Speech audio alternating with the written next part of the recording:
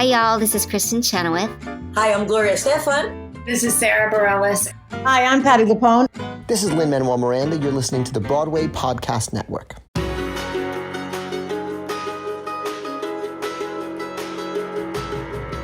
Welcome to another episode of the Theater Podcast, intimate, personal conversations with theater's biggest names. I'm Alan Seals. And I'm Jillian Hockman. How are you doing? I'm so good. We just finished talking with Becca Lee, Toye, and Mary Antonini from the ensemble of the Prom. And man, what a great conversation that was. They are so great, so energetic. It's a 2-show day for them, so they came to hang out with us during their break, and they were just like living it. They're so wonderful, and They're we got into this in the podcast. They're on stage. They play like best buddies.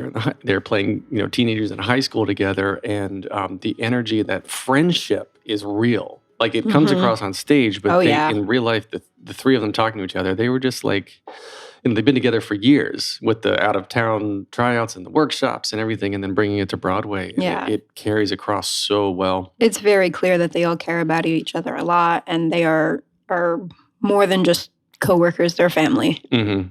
Something that Teddy told me actually is really resonating. That he was told in Atlanta, and then they've heard it a couple more times now. The kids are choosing to spend their actual prom nights with them instead of going to prom at their schools, because the story gives them a better sense of family and a better sense of belonging, and that was so touching, and it added on to something that Mary had said as well.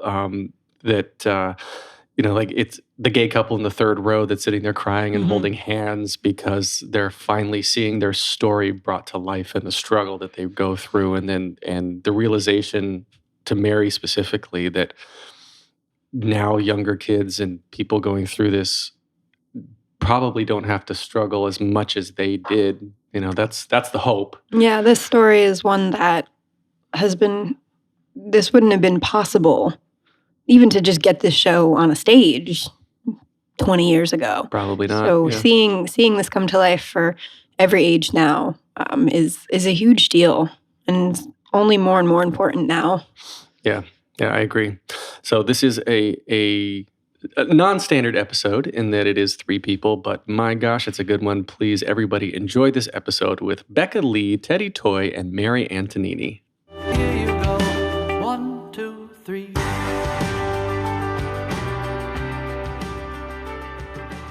Today we have a special episode with not 1, not 2, but 3 cast members from The Prom, which has just been nominated for 7 2019 Tony Awards, including Best Musical.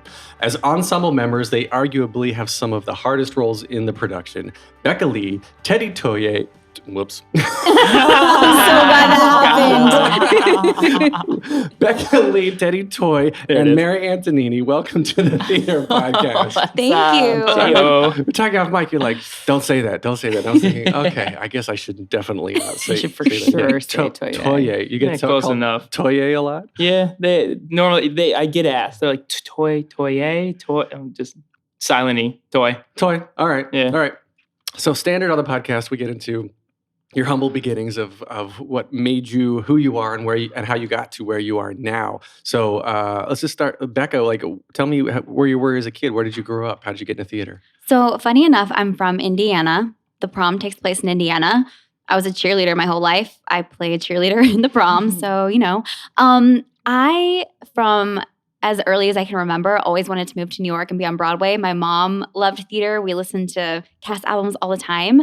So as soon as I turned 18, I moved to New York, and my beginning was a little different. I started dancing for the Knicks and did that for a little bit. I toured with Trans-Siberian Orchestra and did regional theater, but it was very all over the place. The goal was always Broadway, and for some reason I was like, oh, if I dance for the Knicks, I will definitely do Broadway next. I had no idea. I just thought dancing in New York would lead to the next thing and the next thing. It took several years, but finally, I'm here, and that's the quick little roundabout version.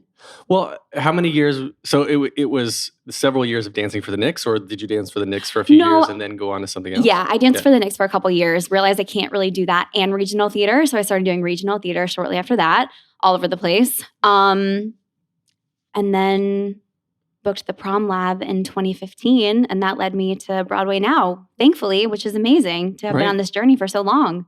Yes, and this is your Broadway debut. Yes. So congratulations. Thank you. Yeah, is it everything that you hoped it would be and more? Absolutely, because I always say it was worth the wait for this show in particular. I feel like this show and this role is just perfect for me. The style of dancing and everything has led me to this moment. So it was well worth the wait. I love that our show is so special and meaningful and not just any show. So yeah. Yeah, we'll get into the dancing. We'll get into Okay. all that character stuff. It's so fun to watch all of you dance on stage because the choreography is so energetic. Casey has outdone himself. Casey Nicholaw in this one. I love it. But okay, Mary, your turn. Tell me about your beginnings. Yeah, mine is also very different. I'm Canadian.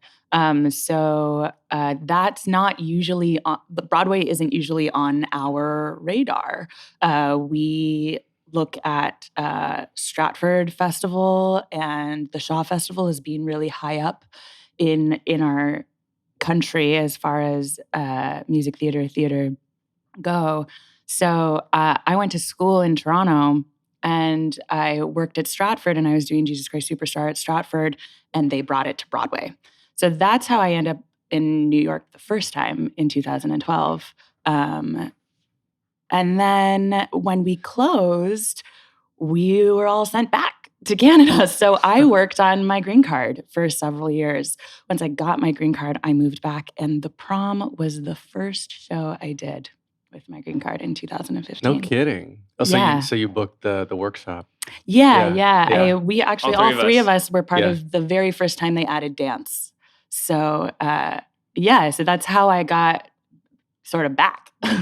Oh, that's so much fun. So were you here the first time with Jesus Christ Superstar? I guess it was just like a temporary work visa. Yeah, that's Yeah. called a P2 visa, which is performance specific. So it meant I could only do Jesus Christ Superstar. So once that closed, I had no other options. So you couldn't even audition. Absolutely not. Wow. No, I fought for the right to be on the same playing field in an ECC. Wow. Well, we are so glad you're here. Me too. And okay, so Teddy. Mhm. Yes, tell me about where you came from. I grew up in Spring Hill, Florida, which is like 45 minutes north of Tampa. So I started singing. My dad's a musician, so I've like always been around music kind of my entire life. There it goes. Sorry. So he exposed me to music and stuff very young. Like he had me on stage singing when I was like 2 years old. There's like photos of me with him, like he's jamming out and I'm on stage with a mic singing. And they kind of put me into shows when I was in kindergarten. I did my first show. They brought me to the local high school to do Wizard of Oz, me and my sister, and we auditioned and we both booked the Munchkin Kids, and I was like the lollipop boy, and doing all that. So they exposed me to it like very young. And then I kind of jumped around a lot with what I was doing. Like I would get bored with things. And so all of a sudden I was doing like Taekwondo and then like baseball, like throughout my entire life. And, but then theater kept kind of pulling me back in. So like in middle school, high school, there was a local professional dinner theater that I auditioned for in maybe middle school. And me and my sister both started booking gigs there. We did like Music Man, Joseph, all those things. And they would bring in, there was like 4 or 5 equity contracts. So we'd be working with these legit like New York actors would come in and we'd be like the little kids and my mom was the backstage mom and would help out and stuff. And I'd get pulled out of school on Wednesdays to go do the matinees, which I always thought was the coolest thing in the world. Of course, yeah. Like I'd have all my homework and people be like, where are you going? And I'm like, gotta go do my show, and I got my like $100 stipend for like 6 weeks of work. And I thought I had all the money in the world when I was a kid. And so that was like my intro to doing that was always, I think started through my dad really. And then I moved up here. I came right out of high school and I went to AMDA up here and ended up leaving AMDA my last semester. I booked a TheaterWorks tour. I left and did that, traveled for 6 months with that as playing a hip hop dancing guinea pig. So humble beginnings, And so I did that for 6 months, came back, and then I booked High School Musical. I left out on the road with that for a little bit. And then I somehow years later got, I booked Lysistrata Jones off Broadway. And so that was my first like kind of big thing. I was working with Dan Connectus, Doug Carter Bean and Lewis. And that ended up going surprisingly well off Broadway. We got like crazy reviews and stuff. We transferred to Broadway so quick. And then that was very short-lived. And right after that, I ended up jumping into Bring It On tour. I toured with Bring It On for a little bit and then got kept as a swing for the Broadway production. And then, yeah, I've been with Prom since the first lab in 2015. That's crazy. Yeah. That's crazy. Mary, I was reading that you played Anita in 2 regional productions of West Side Story. Yeah. And I mean, going back to something, Becca, that you had said at the beginning, is the dancing in the Prom is so much fun. There's so much of it, and the 3 of you, I mean, the whole ensemble in general, but the 3 of you specifically stand out from when I see the show. I still remember the 3 of you. Like the dancing is, you've got like if you could have, you watch Doctor Who? Any of you watch Doctor Who? When he regenerates, he's got like these sparkles that just I love that. fingertips, right? And that's what I picture when you're dancing. It's just everywhere, and it's the hip hop, but you're singing so well, and you're acting. And the reason I bring all this up is Mary, because Anita is no small part. You have to sing and act and dance. That's what I love about her. You gotta be this triple threat. Yeah, you do. And was that sort of a justification for you, like a stamp on the resume, like, yep, I can do this? Absolutely, for sure. I've done West Side Story 3 times. And the first time I did it, I was Rosalia. And that was the first time I saw Anita and was like, oh, there she is. I need to tell her story for sure. So for absolutely playing that part and telling her story is absolutely such an honor. I mean, such a privilege to do that, and such a test, truly, absolutely, to be able to do her justice is definitely a difficult feat. Yeah, I love the story in general. I grew up watching the movie. Like when I was a little kid, it was Music Man, Singing in the Rain, and West Side Story were the 3 movies I just watched on repeat over and over and over again. Yes, love that. Oh my gosh, Music Man was the first movie I ever watched. Really? Yeah, my mom has a story about me sitting as a baby and her coming into the room and being like, oh, you're still here? You're just going to sit there and watch it? The whole thing. First one. Yeah. Baby Mary. Baby Mary. And so Teddy and Becca, you sort of, the 2 of you have named ensemble characters. Yeah, you're like Nick and Kaylee. Like, how did that come about? Well, we have been prom dates since the very beginning, which I love so much. Like since the first lab in 2015. So my name used to be Mandy. Now it's Kaylee. Same exact character, just a different name, which is a little fun fact. Were you named in the first lab? No, I didn't have. I was Becca's dance partner. In Atlanta, the Out of Town Trap, the show, we made up names for you guys. So you were Boomer Jr. I was Boomer Jr. That's what we always called it. There was the Boomers. When Josh Lehman in Atlanta was in the ensemble, and we said he played my dad, and he was Boomer Senior, so I was Boomer Junior. Boomer Jr. for my first name and last name was Boomer. We had this whole backstory. And Izzy was my stepsister. At the time, we had a whole backstory going in Atlanta. And then the newest rendition of Prom that we came back to in the lab, the 2018 lab we did was when we came back, and there was they rewrote You Happened with the guys doing the promposals and all that stuff. So it was all kind of a surprise to me when I came back. I was like, oh, okay. And they're like, you're going to be Nick. You're still with Becca. We came back. I was like, are we still dancing together? We have to be together. We have to, we would text back and forth all the They really time are like before this. it. Yeah. Becca and I are so close. We're just always like, wait, they can't separate us, right? No. We've been together 3 years now. I don't know how to dance with anybody else. Yeah. We're like, that's not going to happen. Yeah. So all the time. They're like this so all we the came time. back, and Casey's like, the first day of the lab, we walked in, Casey's like, was like, are we? He's like, you two are still dancing. You're still together. We're like, okay, good. All right, we can do it. It's fine.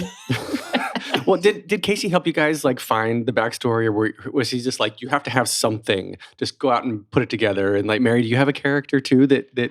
Oh, I mean, her name is Madison. So yeah. Yes. She's actually, it's funny, she is the only person in the show who physically like hits Emma. She's the only one. I physically push her. And nobody else in the show, everyone is very verbally not very kind to her. Yeah. But I am a bully. She's not nice. But that's just for me. That's just for me to get through my show and tell my story the best way I know how. But it's not official in any way. I love that though. Just me. But we have other ensemble characters also, and they have full names. I mean, for us. Oh, I mean, you know what I mean? A lot of names. Yeah, like She my also names opening her night wigs. character. I do name my wigs. She too. also names Now her it's getting wigs. weird. These Okay, names. I won't tell you all the things, but Oh, please tell us all the You have things. to. Yeah, Yeah, you got to go no. through them. You gotta go through You named them. This is you your can doing. certainly cut this out if you want. But my opening night character's name is Francesca Rose Bardot. Oh boy. But the wig's name is Rhonda. there it is. I'll stop with that. That's just a little tidbit, little teaser. But that's not in the script, obviously. But no, I love it though, because you identify with it. It becomes part of the persona, and I think it helps you become like you're putting Rhonda on. So weird. you put on Rhonda, you're like, okay, now Rhonda's telling me where to go. Mhm. Oh, she lets you know too. She'll Yeah. tell you. Thank you for understanding me. I think everybody listening should understand you. Thank you. Yeah, that's not a problem. But you recently got married, yes, Becca? Yes, I Yeah, did. Congratulations. Thank you. Is your husband in the biz too? Not at all. He does life insurance. Oh, Hey-oh. I know. Yay. So is he cool with like the prospect of you could go away for a year on tour, or like the more you work in theory, the more you're away from home in some Right. cases? Well, that's one of the reasons why I married him, because it's really hard to date people that aren't in the business and have them understand what our lives are like, because they're so unusual compared to the rest of the world. Not the world, but the quote unquote normal. Mhm. I don't know. I'm not saying this Yeah. correctly, but you know what I mean. Yeah, Mongols. So he's always been so supportive. When we first started dating, I booked a tour immediately, and he would come visit me all the time. And he wants me to do what makes me happy, Oh, which is really sweet. Yeah, that's supportive. yeah. You got to be with someone supportive. You Yeah. have Yeah. to do this. Well, in this business too. I mean, you come home and it's like constant rejection. Like, Yeah. you got to find that support through Yes. your family. The people. Are either of you two seeing anybody? Actually, Yeah. I was very lucky because so my partner was actually working with Casey. His name is Jazz Seeley. Hi, Jazz. Shout out to Jazz. Yeah, shout out to Jazz. We've been together for almost 10 years. Aladdin, you met, yeah? Actually, he's in the original. He's part of the original cast. We Yes. did the tour together. Yes. Because Casey was like, "Y'all want to do the tour together?" And we were like, "Yes, please, sir, yes." But we actually met in Canada. We've been together for a very long time. And Becca's so right. If you don't have somebody who gets it, Mhm. it's near impossible. Yeah. To do it well and to, because it's hard. It's hard. Relationships are hard, and our job is hard. Mhm. So you better have somebody who helps you along. And the hours are all backwards too. Yes. Oh, Yeah. Completely. Yeah, you don't have weekends off. You don't No. have nights off. It's all completely backwards. Right. Yeah. Yeah. I think people don't necessarily understand that. I didn't understand it before I was on Broadway. It's like, we know what the schedule is, but when you're actually in it, you're like, oh, yeah, wow. You don't see anyone, Like, we're a family at the show, at the theater. Thankfully, we all love each other, and it's great. But our real families, sorry, guys, we'll see you when, I don't know when. Right. And that's just how it is. Mhm. Yeah, especially with like what's going on right now with the Tonys and everything. Like, I've never done a show that's made it to the Tonys like this, and so I think that scheduling wise, I wasn't aware and ready for how. Like, I look at my calendar every day, and I'm like, oh, okay. I will have a day off in 3 weeks, maybe. And it's like, am I every hour now of the day is scheduled out, which I've never had before. Normally I'm like, look at it, I'm like, I have my show, I have this hour, and I'll have the data. And it's like this. It's like we have events, we have things. You got PT in between. You're trying to stay healthy. You're trying to, you have all the. I was entirely unprepared. Yeah, I'm so overwhelmed right now in the best way possible, but it's very overwhelming. So then why are you getting up super early to go to golf things? Good question. Because it makes me happy.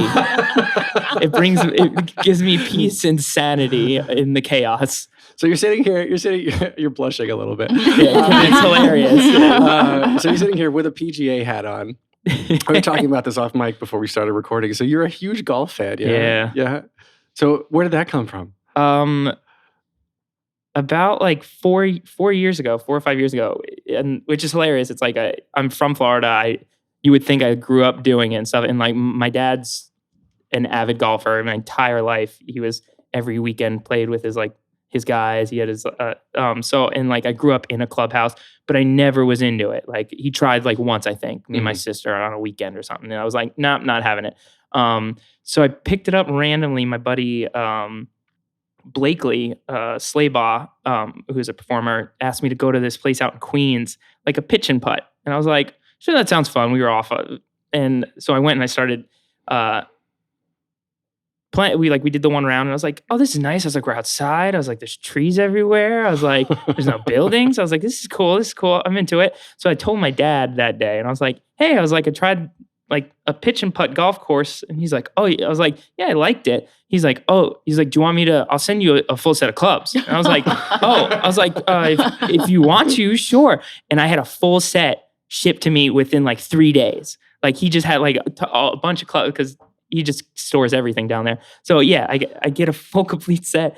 And I just went out with my buddy Blakely and a couple other people and we just started going. I played like Van Cortlandt up in the Bronx and some different ones. And I started playing like about 4 years ago. And then I just became obsessed with it. Like I just really dove into it. And so we would play in Atlanta when we were down in Atlanta. Me, Kevin Kosolak, and Brendan Stimpson, who were both in Mean Girls and two of my closest friends, when we were all down there doing prom, we joined one of the golf clubs down there called Bobby Jones Golf Club. And we would go like before shows. We would book like 2 times early, go do the thing, and sometimes go straight to the theater at the Alliance and like drop off my golf clubs and like go right into the show. And people are like, what are you? And I was like, we just came from the golf course. I was like, got 18 in, let's do the show.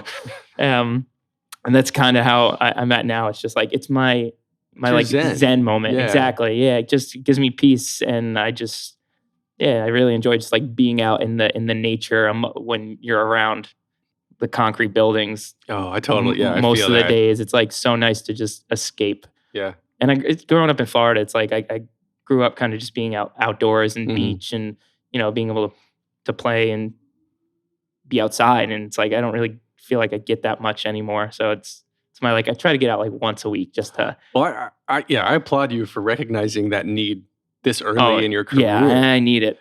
Like you just to decompress and like get that energy out. Mary or Becca, do you guys do anything like that to really just kind of, or is it wine at the end of the day or at the beginning of the day? I don't know. Your end of the day is a show. I think that I have a lot of things that sort of keep me sane. And I learned a lesson that was hard for me to learn was take your vacation. Because when people get to Broadway or they start on Broadway, they think that you have to go and you can't stop. And that if you do, it shows weakness or that you look ungrateful because you're not going. And I booked a vacation at the top of March and I went to Miami for a week and I laid down the whole week. I just laid there in the sunshine. I need sunshine. It's just in my blood, in my heritage. Everything, my whole body feels better in the sun. So I was like, I know Tonys are coming. I know what that schedule will look like, could look like. Even though I didn't quite understand that it would be this much. But I did know it was going to be a lot. And I was like, if I can get out and sort of recharge before that begins, then I think I'll be in a better position to do that better So I think, planning the time off and taking the time off. Do you have a vacation booked for after Tony's? No, not yet. I do. I'm going home to Florida. He does. July 4th. Already got your tea time booked? And Oh, yeah. everything? And all of them. My dad's already got them lined up for me. Becca, what do you do? After listening to Teddy, I got to say I'm a little envious of that because that sounds amazing. Something calming and, outside. I feel like even though golf, that is strenuous in some way, but I can do absolutely no more physical activity because normally my Zen kind of thing would be working out. I like going for a jog or working out in the morning, but I just absolutely cannot when I'm going to go do the show at night because I have to give my all to the show. And if I went for a run, it wouldn't be my best. So for me, it's really small things. I have a commute. I live in New Jersey. So every morning I have to take at least 20 minutes just to get myself in the right mindset. It's just really simple. Just like writing down things I'm grateful for, paying attention to my breath, and just making sure I'm in the right mindset to get through the day. Because I feel like my schedule is just going home, sleeping, waking up, getting on the train, coming back. And that's kind of it for now. Mhm. Yeah. But also, this isn't forever. It's our schedule right now. So it's okay. But just, I find the little moments here and there. That's important to me. It's very, very mindful, very meditative. I have Yeah. to. Yeah. Absolutely. It's got three completely different ways, but like it all accomplishes the same thing. The three of you, the way you look at each other, the way you talk to each other, you're very good friends. I can tell you're very good friends. You feel like family. Yeah. Yes, absolutely. Is that, it carries through on stage, but is that that's how it is off stage too? Do you guys still hang out outside of the theater and all that? Yeah. Yeah. We're at the theater a lot. So we actually don't have that much time outside of the theater right now. But yeah, we love each other and it makes our job so much easier. I'm so thankful for that. I threw Becca's bridal shower. Yeah. Oh, wow. And Teddy and I got close right away. Yeah. We were friends. She took me in for Immediately. Christmas this year. He was in my, that's right. Yeah, spent Christmas with Mary. Yeah. So I think we're very close. Yeah. That's great. And it comes across, I think, like the script, the script is very heartwarming. You're laughing and you're crying and in order to take the audience on the journey with you, you have to be there yourself, right? And that opens you up to a level of vulnerability that, no offense to your husband, selling life insurance isn't quite going to get you. No, absolutely. I agree with you. It's so true. And people always say Casey knows how to bring good people together. Mm-hmm. This show, it doesn't get any better. No, These people it really doesn't. are the best. Mm-hmm. I can't imagine it being any other way. We're so lucky. Yeah. Thanks, Casey. Yeah, he's notorious for that. Actually, he's notorious for hiring good people. People who are good in the room, have a good time, know how to work hard, good to each other. I think that's really important to him. And I think that comes through in his shows. I think his shows show that. Yeah. Mm-hmm. Yeah. It's got 4 shows concurrently running on Broadway. That's ridiculous. And that's not the first time Yeah. he's had 4 shows on Broadway at the same time. Well, speaking of good people, Beth, Brooks, Chris, Angie, Josh, you have got some of the best, The the best. best The people. best. And then Caitlin and Izzy too. To add that, but you did like Beth, Brooks, Chris, Angie. They're like comedy legends Yes. in the Broadway world. What's it like working with them? It's, for me, I always simplify it down to I've never been in a room where I have seen numbers at this point done, because we've been with it for 4 years. I've seen these numbers done thousands of times, like Brooke do his solo, Beth do her solo. And I've never once got tired of just sitting there and watching them through every version and them coming up with new things and their processes of stuff to the performances every night. I never get tired of just seeing what they do and what they bring to it every night. And I feel like that's a true testament to their craft and what they've done as performers because I've never had that with somebody where I've been so captivated always and been really legitimately want to watch them every night to be what's he gonna bring today? What's Brooks gonna do out there? What Beth's perform her doing Ladies Improving. You're just you never get tired of it. And I feel a lot of the times I get bored with things, and I'd be like, okay, I'm just gonna go hang in my dressing room, kind of. Whereas this, their energy and just everything about it, it's contagious. Yeah. Yeah, they're incredible. And do you learn from them? Do they tell you like back in my day kind of stories? I mean, they are masterful. It is like, and the three of us are so lucky because we've seen them change it from the beginning. We've watched them how to handle new pages every day, how to handle how a story changes, how to handle, we're going to change this character so it's a bit more like this. How do you play that? And watching them do that, I mean, really, it is. If you're paying attention, it's a masterclass. It's a once in a lifetime opportunity to be with them in that room. And then separately, like there are these incredible performers. And then they're amazing humans. Yeah. And you're like, how dare you have the audacity to be that cool? How dare you be that good and that cool? And I think sometimes ensemble members, if you subscribe to this idea of a hierarchy, people sometimes don't get treated properly. And that's just never, ever happened with this group of people. It's amazing because they see the artistry around them in everyone. And I think that makes the show better, but I think it makes the company happier.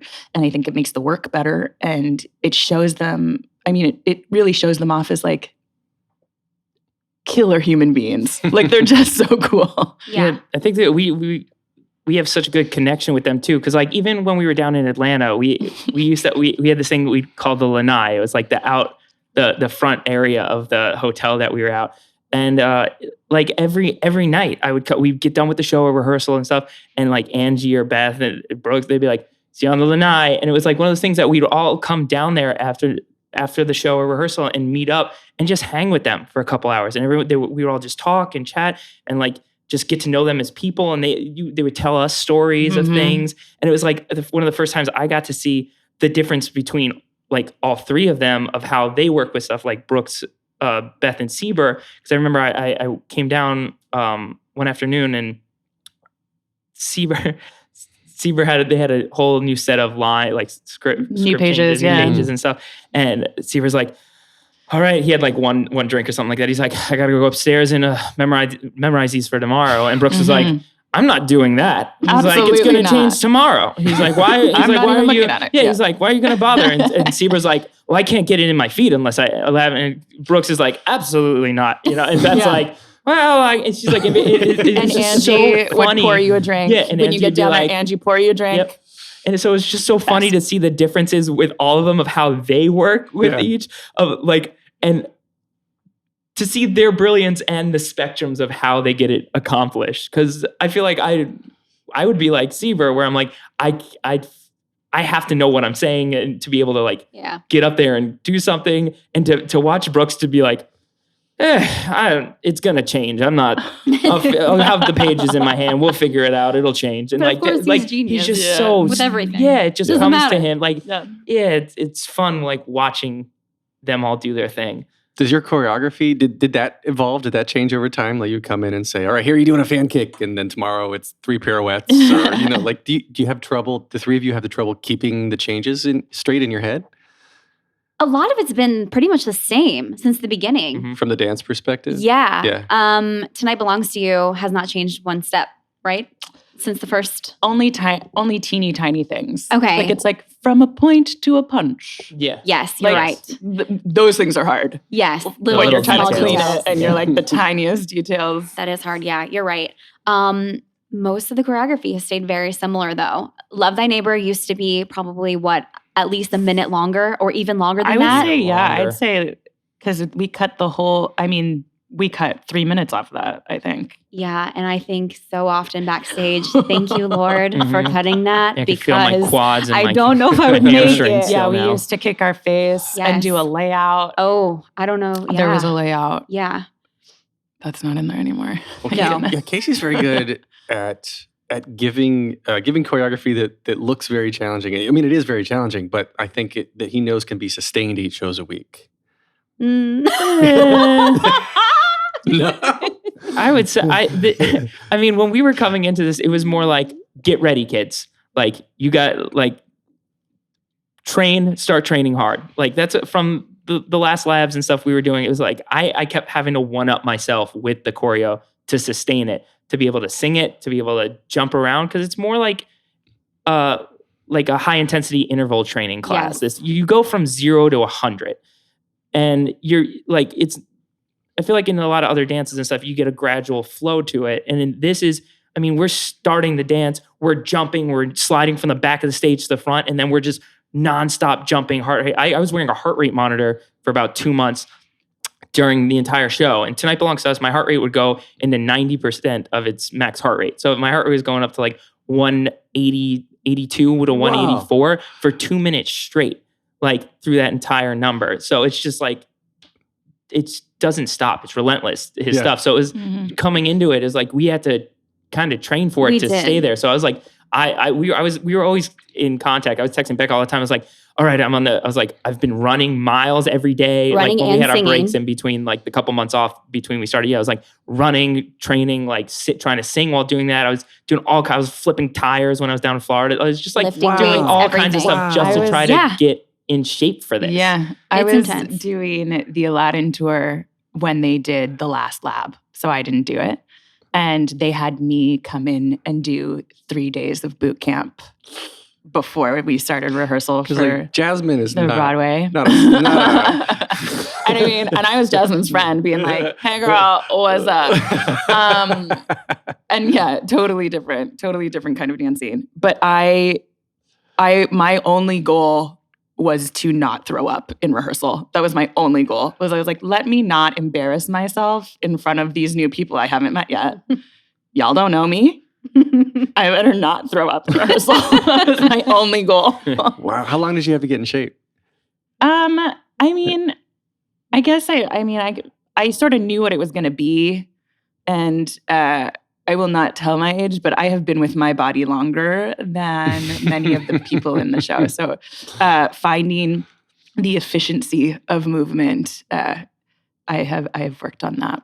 Yeah, it's so much fun. I still, like, I close my eyes and I picture, and I picture the dancing, and the other day I was watching the clip of the Macy's Day Parade on YouTube, which, I mean, the Macy's Day Parade, you guys have done Colbert and Good Morning America and all sorts of things. Is this kind of like an old hat for you yet? Are you still get excited when these things happen? They're like bucket list things, every single one of them. Yeah. It's a bucket list item. Yeah. Yeah. Yeah, well, like we're doing Colbert on Monday, and it's like, and everything is different too. I'm like, ooh, I don't know what to expect. What's going to happen? Are we going to meet him? Is it going to be nice? Yeah. Like, what's the backstage area going to be? All the little details are really exciting. I can't imagine getting to the point where like, oh, another TV show. It's all so absolutely. cool. Yeah.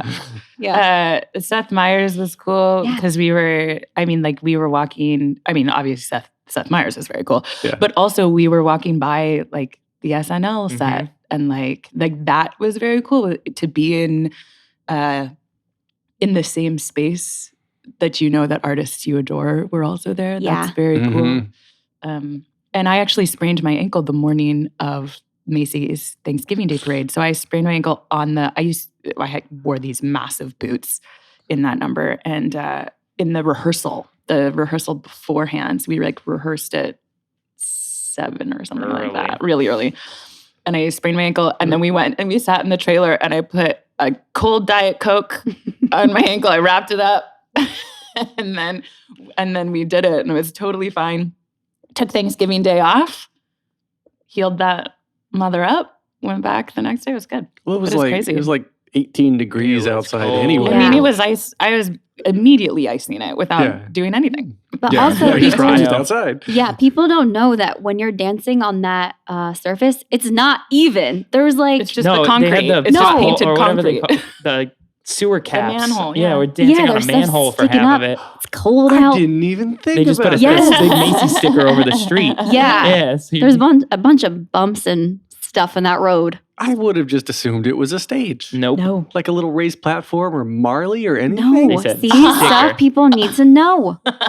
Dude, this is the episode of trivia. This is This is crazy. secret stuff. Yeah.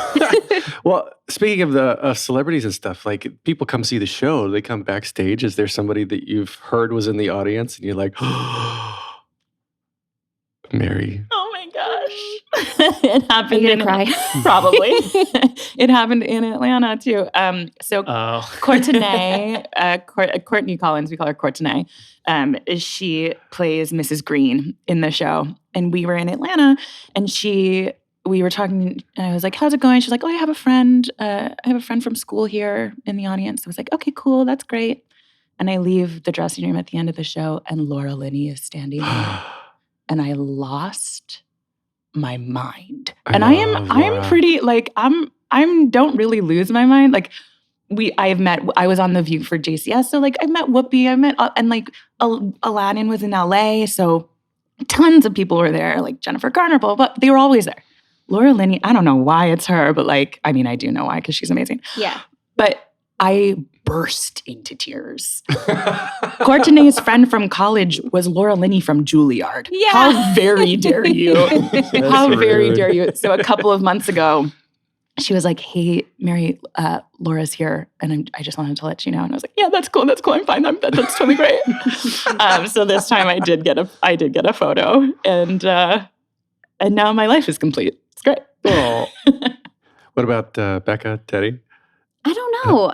Glenn Close was pretty cool. Yeah. I'm not gonna lie. She came with the Ryan Murphy night, and we had like a party thing after. And Andrew Reynolds, I was talking to him, and I guess he sat with her, Glenn Close, that night. So I was talking to Andrew, and he's like, "Hold on," and he's like, "Glenn," and she's like, "Oh my God, you're the kid with the hat." She's like, "I loved you," and so I stood there it was me, Andrew Reynolds, and Angie. And talked for like 40 minutes. And I was like, what is this? I got at the end of the night, I was like, that was the weirdest, like, I didn't know this night was going to turn like that. I was like, now you're besties. Talking to you and Glenn. Glenn Close. You and Glenn. For 40 minutes. Yeah. Fast. The guy in the hat. Guy in the Look at hat. you. She knew me. Yeah. That was Love cool. That's fun. Do your parents understand the gravitas of all of this? Like, I try to explain what I do, like even the podcasting in general to my parents. And they're like, oh yeah, honey, that's nice. But you know, when I was a wee performer, I would do, you know, like the parent says that everything the kid does is wonderful. But do they get it now? Like, you guys, you're on Broadway. You're meeting Glenn Close and you're meeting Laura Linney, and this is amazing things for you. Do they understand all this? Do they understand how big this is? Even with you saying that, it's weird to me because I'm like, oh my gosh, we're on Broadway. Like, it's weird that I still feel like that. And I try to remind myself that every day because when you're in it, you got to remind yourself, as weird as that sounds. But my mom definitely does. I mean, she's known this has been my dream since I was 5 years old.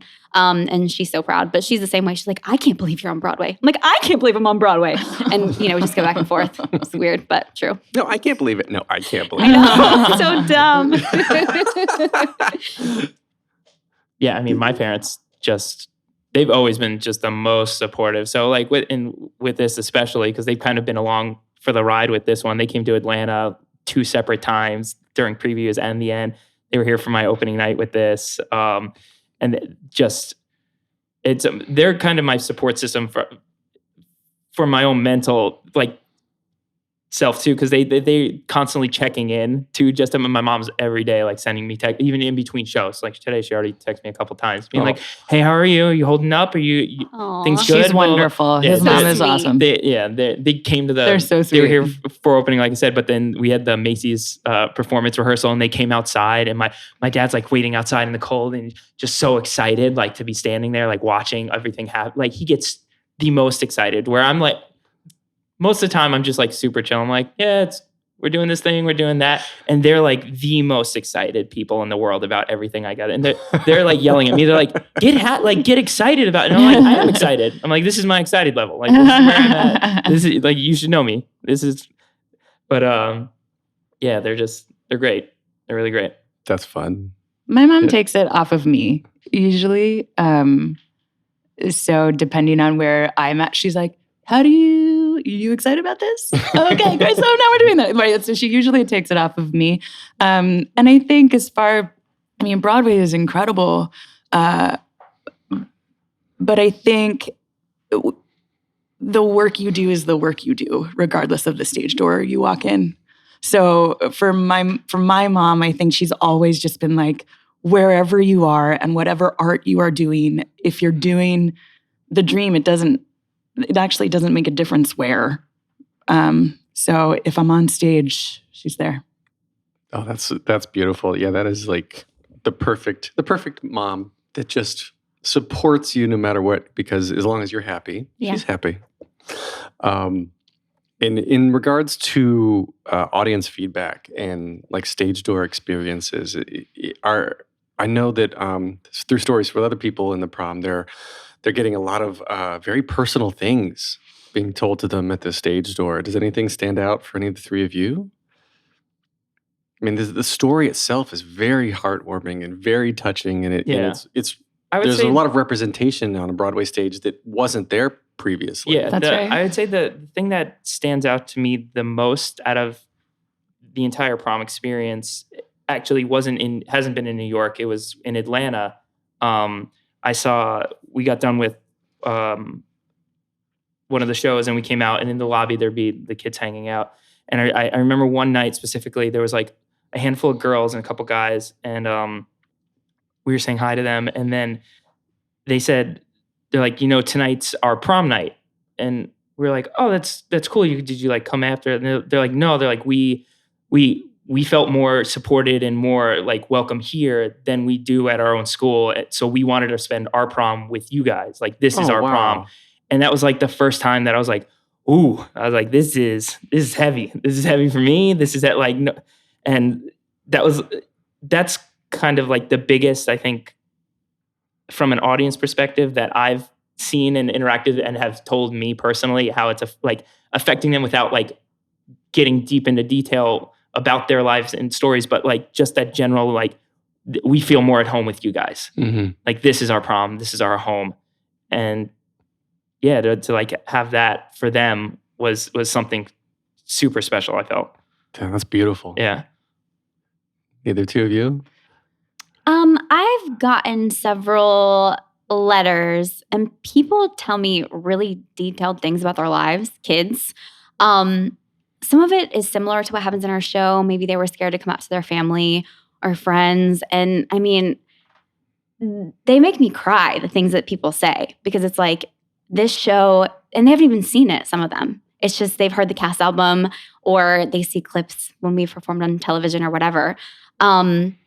And our show has given them the strength and the courage to finally come out to their parents or tell their friends, and they thank us for that. And I'm like, we're just lucky to be along for this ride and have the opportunity to tell the story. I get that stuff all the time. People at stage door say the same thing. Messages through Instagram. It's crazy, the amount of people that we're touching. And I mean, how lucky are we? I think that's the most important thing. Like, what could be better than that? Yeah. It will make me cry if I keep talking about it. It's like, it's crazy. Yeah. Mary, do you have anything? Yeah, I mean, often at the stage door, I've heard several times, this is my prom. I didn't get to go to prom. I went to prom with you today. Like, we get that a lot. Wow.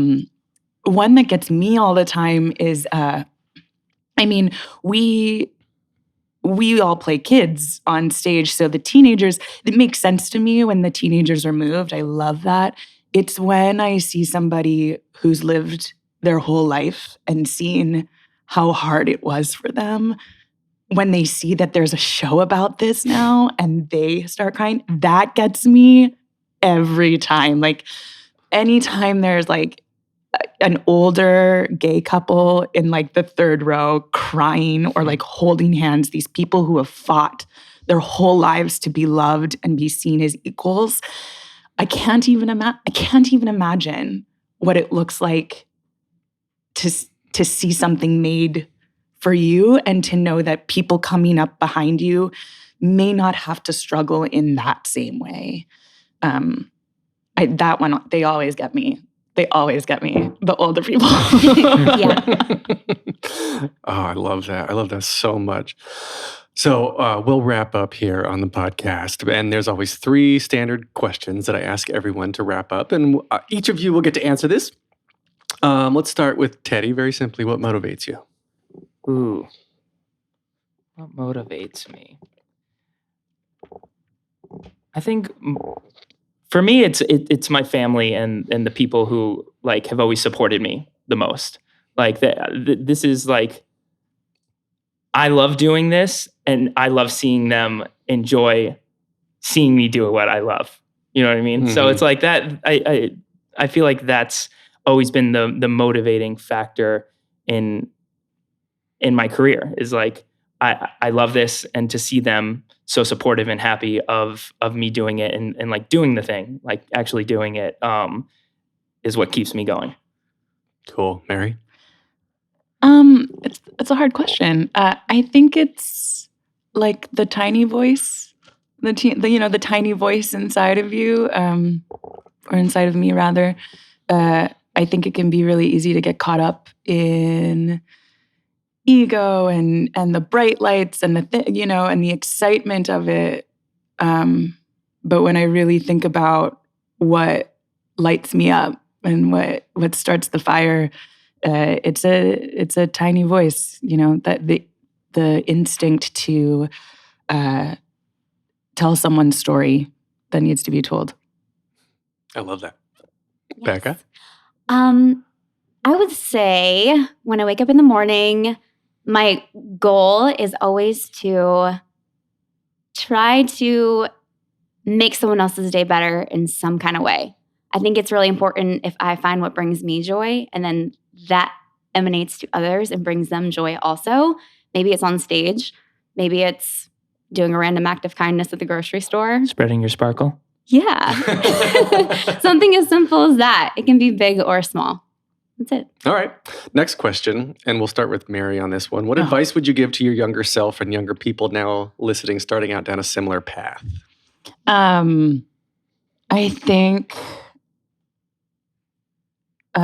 always self-compassion and self-love. It's so hard to come by, and it's so hard to feed properly, to let go of external validation, especially in this work, when you have to take in criticism, when criticism is part of your job, auditioning and being rejected over and over and over and over again.